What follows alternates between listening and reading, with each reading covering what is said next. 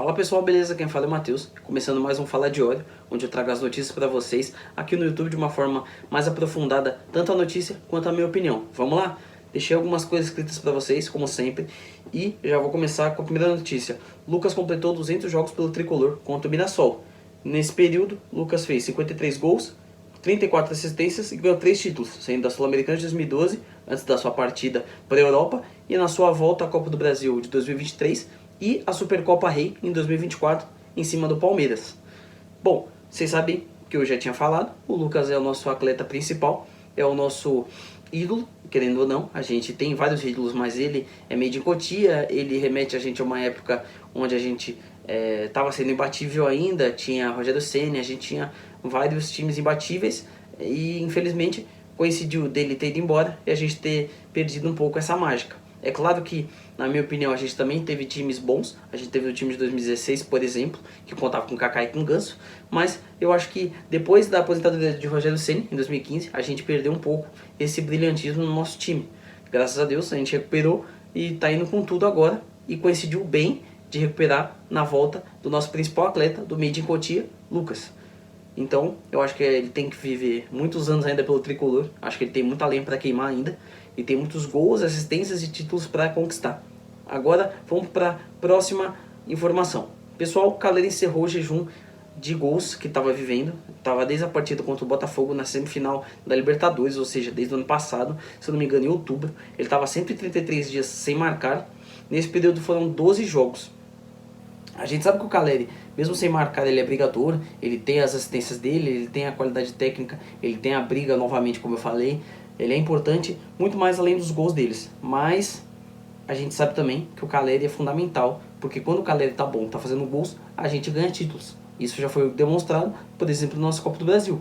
O cara tava fedendo a gol e a gente conquistou a competição que a gente até então não tinha.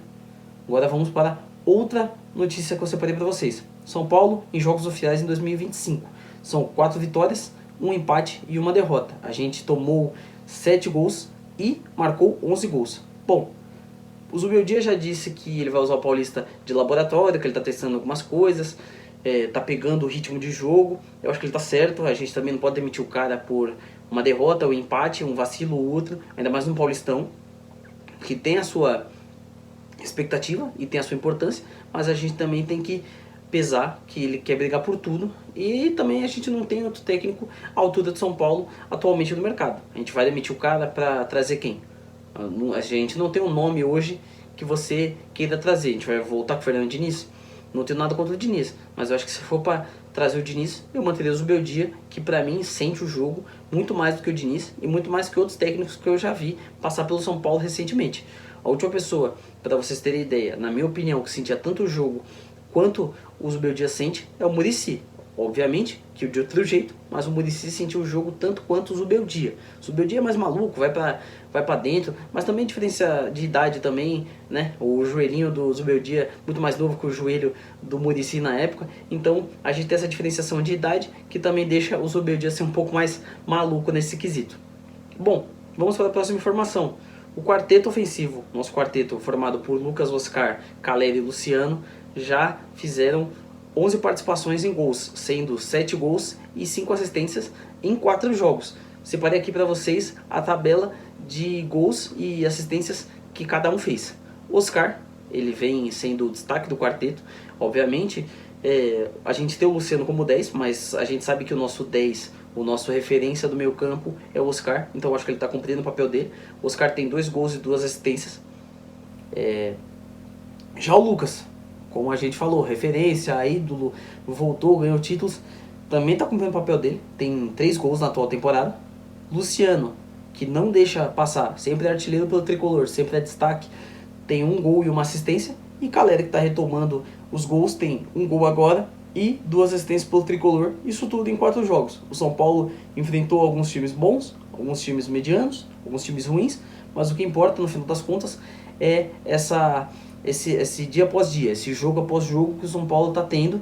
E isso é bom até pegar o ritmo para o mata-mata, para outras competições que vão vir. Vai vir Libertadores, vai vir Copa do Brasil, vai vir Brasileiro, e a gente não pode deixar a peteca cair. A gente tem que seguir e tem que apertar lá na frente a galera e conquistar os títulos. A gente só vai conquistar títulos se o nosso lado ofensivo for bom. Ano passado eu acho que a nossa defesa estava muito boa, só que o nosso ataque também não estava resolvendo muito.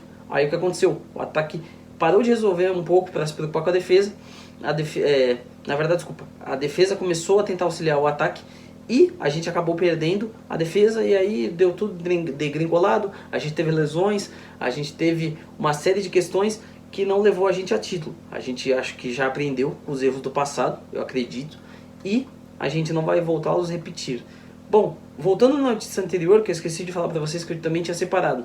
Nesses jogos oficiais que o São Paulo fez, separei para vocês aqui a lista de artilheiros e de assistentes do Tricolor na atual temporada. O artilheiro principal da nossa atual temporada é Lucas com 3 gols. O Oscar e o André Silva dividem a segunda posição com 2 gols cada. E na terceira posição vem uma série de jogadores, como Enzo Dias, Caleri, Luciano e Rian, cada um com 1 gol até o momento.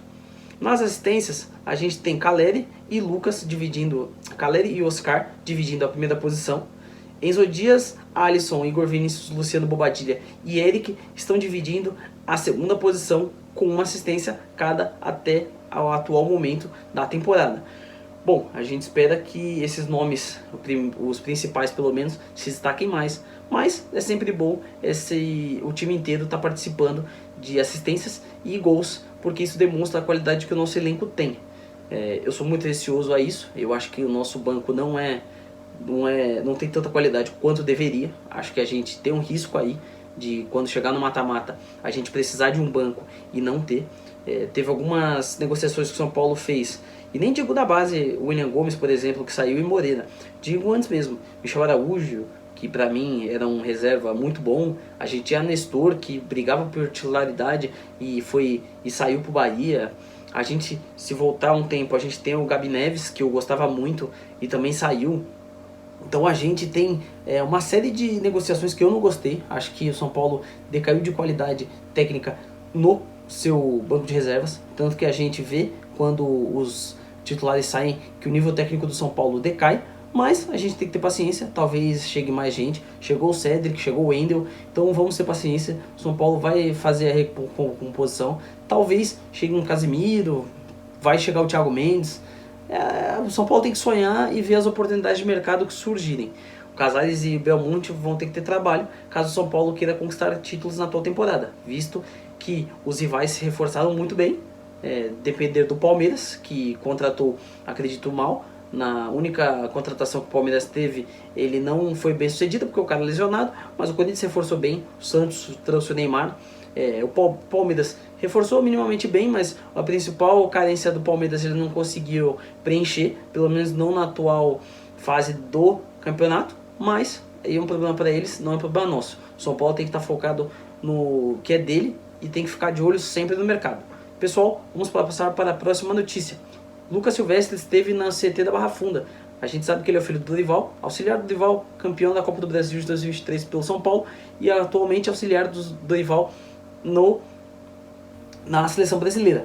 Ele foi amando do seu pai e ficou de olho em 4 jogadores específicos. Alguns jogadores trabalharam com ele, outros ele vai conhecer por vídeo. Ele já conheceu, obviamente, o famoso DVD, e deve ter visto a qualidade técnica dos jogadores no atual treinamento do São Paulo.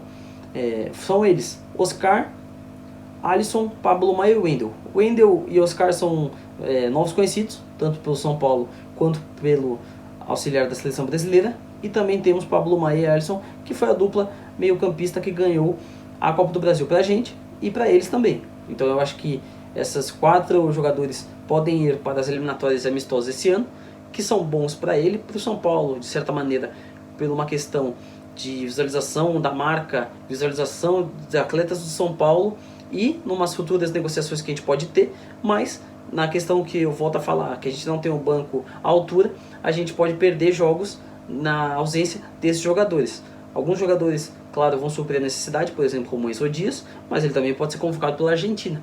Nada muda o fato que São Paulo precisa se reforçar ainda mais, atraindo mais percepções de fora. A gente tem o Cedric, que é português, talvez sirva a seleção de Portugal em algum momento, e se ele se firmar no tricolor, a gente vai perder também essa posição que é carente no São Paulo. Lembrando que a gente tem o Igor Vinícius, que não é a altura do São Paulo, e tem Ferrarese, que é zagueiro, não é lateral, e quando é improvisado, faz o arroz com feijão, não faz nada além disso.